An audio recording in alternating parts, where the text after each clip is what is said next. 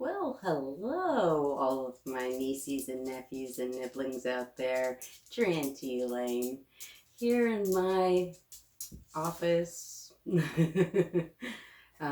Basically, I wanted to take a moment to ask a question that seems to be a little bit of a hot topic. Are asexuals oppressed? Uh, Recently, I had commented on something on Facebook, and it was sort of a public space. I think maybe even an LGBTQ plus kind of space. And I posted something about being asexual, and I got a couple of comments back that were some variation of "You are not oppressed," which, mind you, I don't believe that I made any claim that I was oppressed to get that comment back, but it does beg the question, why are there people out there who are willing to jump in the comment section and tell people that they don't even know based off one comment that they're not oppressed definitively? And so, are asexual people oppressed? Is that true or not? Well, for the purposes of this video, I'm going to uh, basically need to define two terms. Uh, Aphobia or acephobia, which is discriminatory behaviors or ideas towards people who are aspec. And aces or an aspec, which is anybody who's on the asexual or aromantic spectrum. Aspec is a term that does include people who aren't asexual but aromantic. And so keep that in mind. We're not just talking about asexuals only. I am including aromantics in the discussion because I am aromantic. So it's it would be weird for me to try to talk about that without talking about aromanticism because that's a big part of my life. Now, if you're like me and you hang out in aspec friendly places, this summer you would have definitely seen at some point this story about two women in Sweden who were asexual cohabitating partners. And when one woman passed, the other wanted to be treated as such, as her partner's partner. And so it became a court case and was found in favor of the widow of the deceased woman. And so obviously that's a big get for those of us in the aspec community because there just really isn't a lot about us anywhere. Not a lot of research, not a lot of news stories, not a lot of anything. And what there is often kind of iffy. So having something that we can point to and go, look, see, this is a legal issue that was caused because these women were asexual.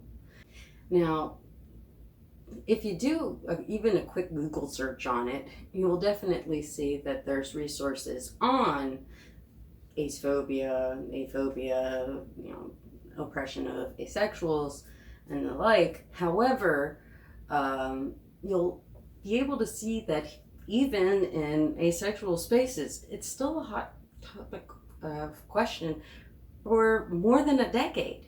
You can see that we've got posts here from 2012 and 2020 asking the same questions or discussing the same topic. Are aspec people oppressed? I think the problem with this question is that it's already been answered many times over. The reason why the question keeps getting asked over and over and over again is because there's just not much visibility given to aspec issues. And so the places where you can go online and find extremely extensive resources that explain to you exactly why we are oppressed, and we do face discrimination and oppression for being A-spec specifically. The average A-spec person may never see these resources because they might not stumble across them in a Google search the way I did. The reason why these questions keep getting asked over and over again is because when the answers are made available, not everybody sees them. In fact, very few people see them. You have to be actively seeking it out. You have to already know what being A-spec is, and you have to take the time to really look and sift through to find these resources that thoroughly answer the question that is on everybody's mind. When people come into the A-spec community, they come in all different ways. They find out about being A-spec from other people. They see articles, they see things on social media, and they don't necessarily come into it and get like a information packet that tells you, here's where you can learn about all of the things that we know about being A-spec. And because of this, because there's no orientation, the resources that answer the questions don't always get to the people who need those answers. And that's why anytime I can signal boost A-spec identity, I am going to do it. It's extremely important because people need to know that it's a possibility to be A-spec, that you aren't broken, that there's nothing wrong with you, that you have a community. Because if you look at the way our society views A-spec people, well, let's look at what people think of romance and the importance of romance in a person's life. Just for example, it's a pretty well-known fact that studies have shown that married people live longer than singletons. I think men get maybe like a 10-year longer lifespan just by very act of being married. Well, what about an aromantic man? You know, the idea is that it's just beneficial, the natural state of the way things are for people to be in romantic relationships. I don't think that the reason why people who are in romantic relationships live longer is because of the benefit of the romance so much as the benefit of a partner who society recognizes and understands the importance of in your life. When you're aromantic, we don't have that kind of partner. We don't have someone that people can look at and say, this is your person, and fully understand what that relationship is. We don't have that shorthand. The next section is a little dark, and so if you want to skip it, I understand. I will put the time code below where we get past this section. It talks about sexual abuse. There is a phenomenon called corrective rape.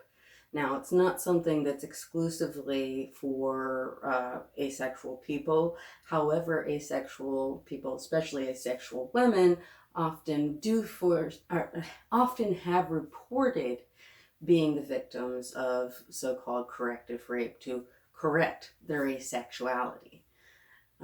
It often goes along with that stereotype of the white woman prude who just needs to let her hair down and, you know, find her sexual being with the right man.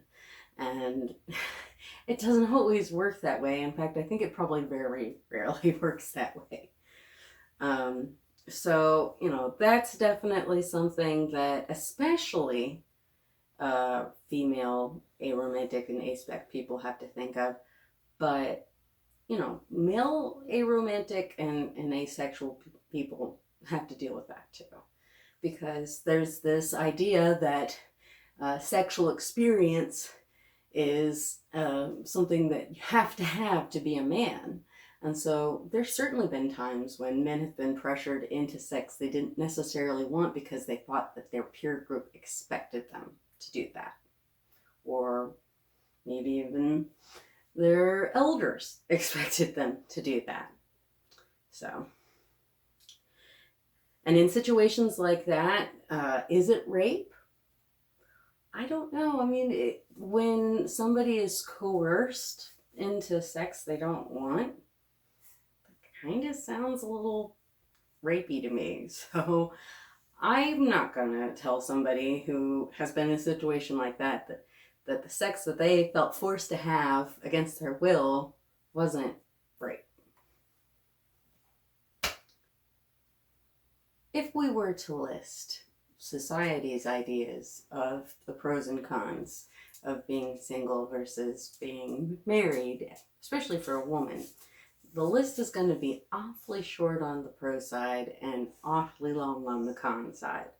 And I don't necessarily think that that's wrong. I think that as it stands today, the way that this society is set up, it's really challenging to be single. Uh, there's this idea that you're single and ready to mingle, or that you're single and desperate, especially when you get to be older. Like I'm in my 40s, and I think that probably a lot of people look down on me and think there's something wrong with me, or that I'm a loser or whatever because I've never been married. Even though I never wanted to be married, that's never been a desire of mine. But I'm judged for not doing it, especially at my age.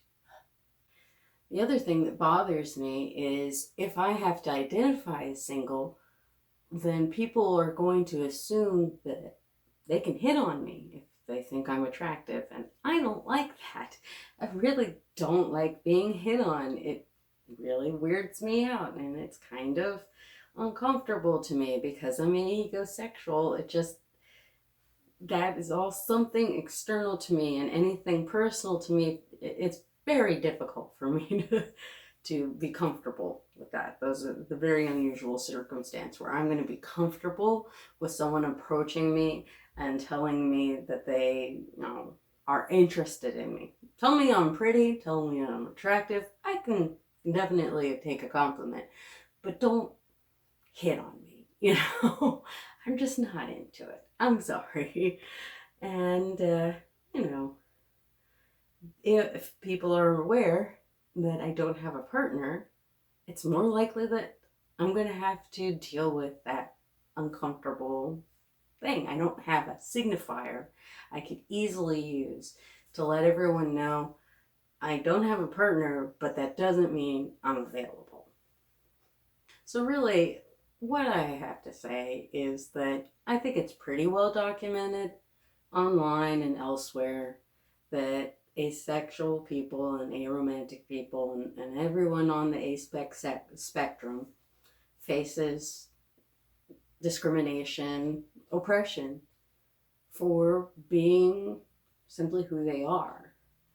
And I don't think that we need to allow the debate to continue, but I think it will until we get to the point where there's enough visibility for asexual issues that the general public knows that asexual people exist and where to find resources about us. Because for now, asexual people come into the community through all sorts of methods: social media, word of mouth. Very rarely are they coming in because of something they saw in the media or on TV or in a movie or anything like that. But if that changes, and there can be sort of a common culture of asexual people at some point, maybe we can stop asking this question and start figuring out what to do about it. Well, that's all I wanted to lecture about today. Auntie Elaine hopes you're taking good care of yourself, and have a wonderful day.